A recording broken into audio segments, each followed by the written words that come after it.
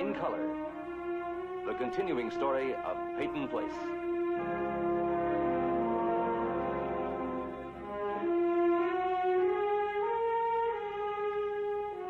Starring Dorothy Malone as Constance Mackenzie, Ed Nelson as Michael Rossi, Ryan O'Neill as Rodney Harrington, Barbara Parkins as Betty Anderson, Tim O'Connor as Elliot Carson, Christopher Connolly as Norman Harrington, Patricia Morrow as Rita Harrington, James Douglas as Stephen Cord.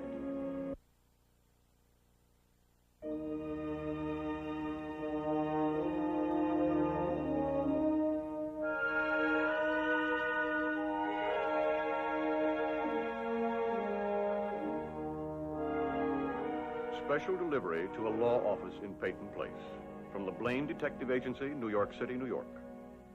An envelope mailed at the request of Leslie Harrington, who asked that his name not be used. Contents: a copy of their report into the alleged immoral activities of Betty Anderson during the week she spent some 2 years ago in New York. To a detective agency, it is a routine service to a former client. They have no way of knowing that Betty Anderson is now Mrs. Stephen Cord. He just came off the Clarion wire. Jack Forrest is Jack Chandler. They're one and the same man. There can't be any doubt about it. He was doing time as Forrest when this was taken. For criminal assault. I mean, how much more proof do you need, Steve? I think we've got enough to see that Chandler's brought in for questioning. I'll take this to the assistant DA. When? This afternoon. Good. How much time do you think it'll take before we get into action? Well, I'm sure they'll pick him up immediately, but they may not be able to hold him. They may need something more substantial. Thank you, Mrs. Nolan. Oh, boy. Well, my head is splitting. Can I get you something? No. You know, the closer we get to Chandler, the closer we come to finding out, don't we? Look, Elliot, let's not assume anything. Allison could have escaped with nothing worse than a bad scare. Very possible. And I've always thought of Chandler's confession as being an end to this nightmare. Somehow, until now, I've never thought of it as a finality that I'd have to accept. Connie know you're coming here? Yeah, told her. I also told her the fact that Chandler dropped his assault charge against me was a mixed blessing. Mixed? Looks like a blessing, period, from here. Why do you suppose he dropped the charges anyway? Because he didn't want to go into a courtroom. He doesn't want to be pried open. And he certainly doesn't want to face your interrogation. Look, it's better this way. We're the aggressors. What's that you got anyway? Something to do with tomorrow night's big doings? Some New York outfit. What big doings? Oh, boy. Don't act so innocent. The cat's out of the bag. My sources at the courthouse have Judge Chester rehearsing a speech announcing your appointment as interim district attorney. My congratulations. Thank you.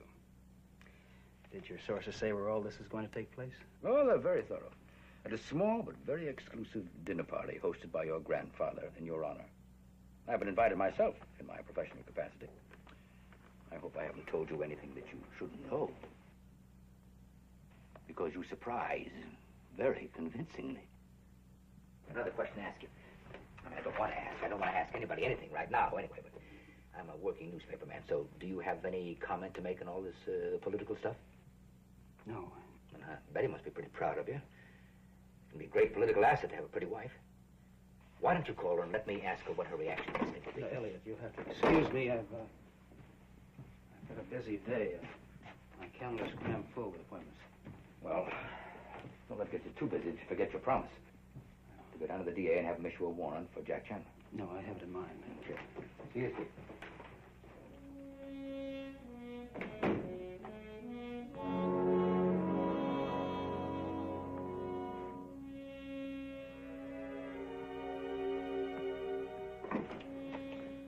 Miss Nolan, would you step in, please, for a moment? Yes, sir.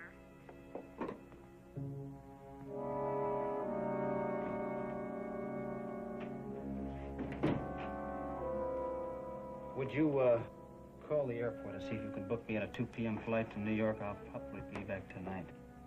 But your appointment's for today. Well, they'll have to be canceled, obviously.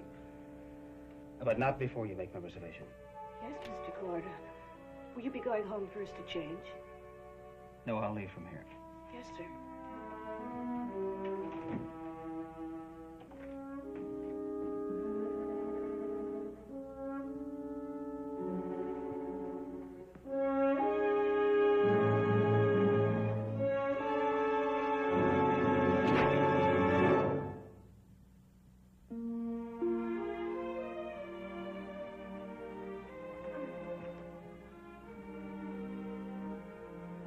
Rita?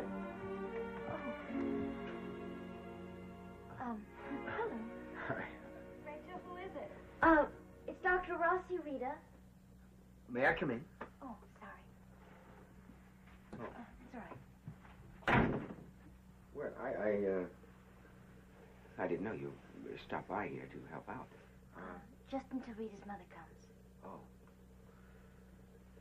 Well, it smells good. Huh? Her mother made it. Well, it still smells good. Rita's in the bedroom.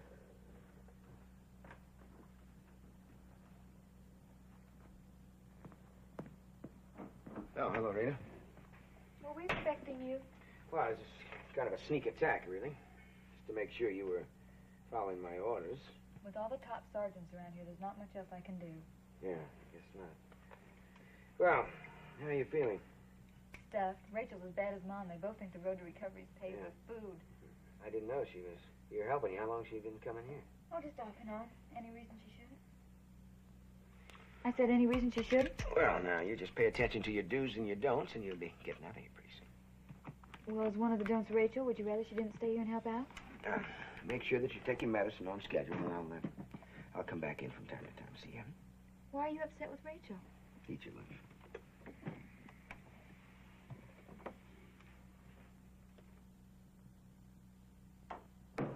How is she? Improving. And you? What? Are you improving too? Now, what's that supposed to mean? Well, you didn't seem very pleased to see me here. That's right, I wasn't. Well, I thought maybe you'd gotten over it. You were wrong. Why didn't you tell Rita why you're angry with me? Oh, so now you've added eavesdropping to your little bag of tricks, huh? The door was open. Well, it doesn't concern her. Does it concern me? Look, I'm not angry.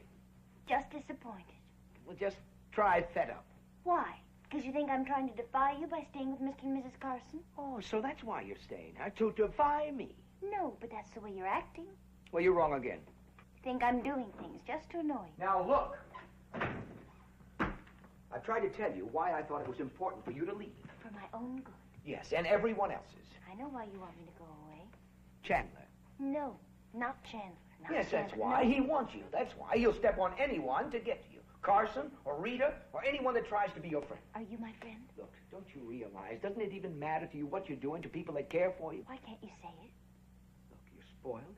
You're spiteful. I can say it if you can't. You're an ungrateful child. I love you.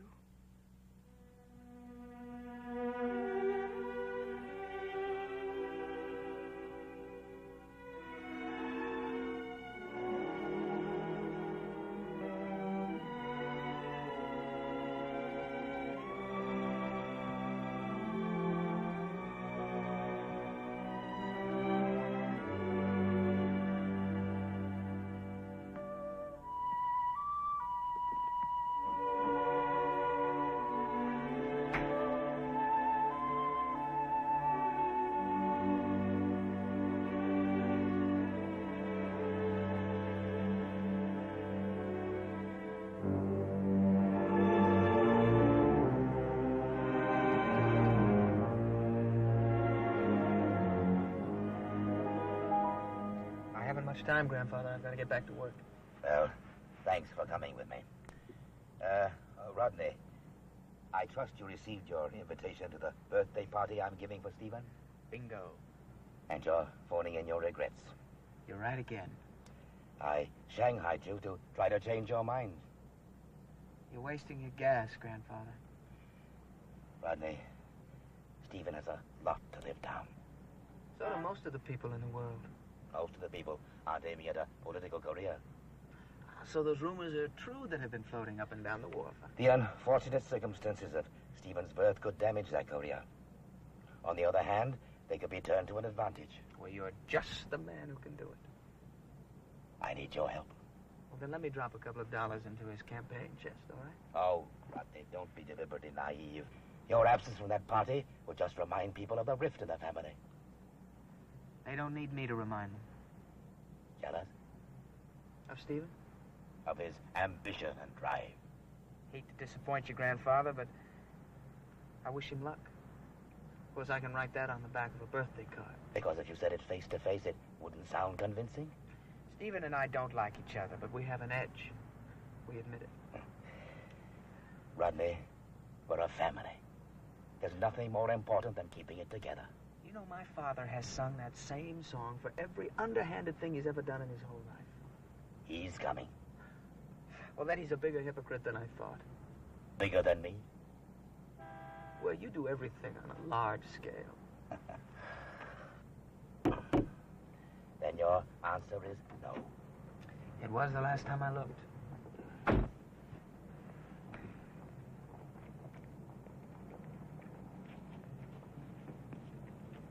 Give me my briefcase.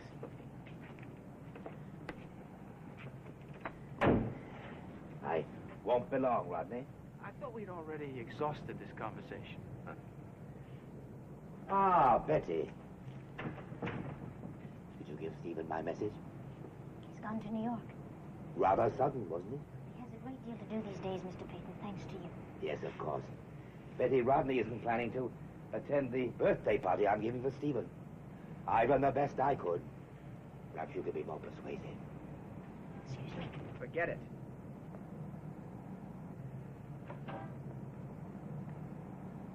Betty.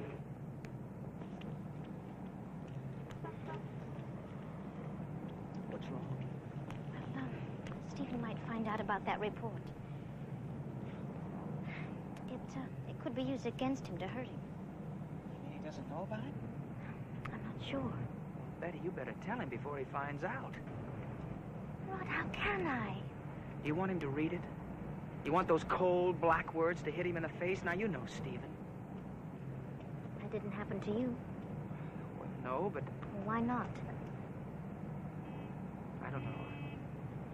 I don't know. Because you're not like Stephen. Betty, you tell him.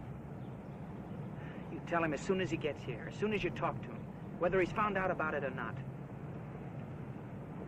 Rod, come to Stephen's party. Look, I've already been all through that with my grandfather. Please, I need someone there.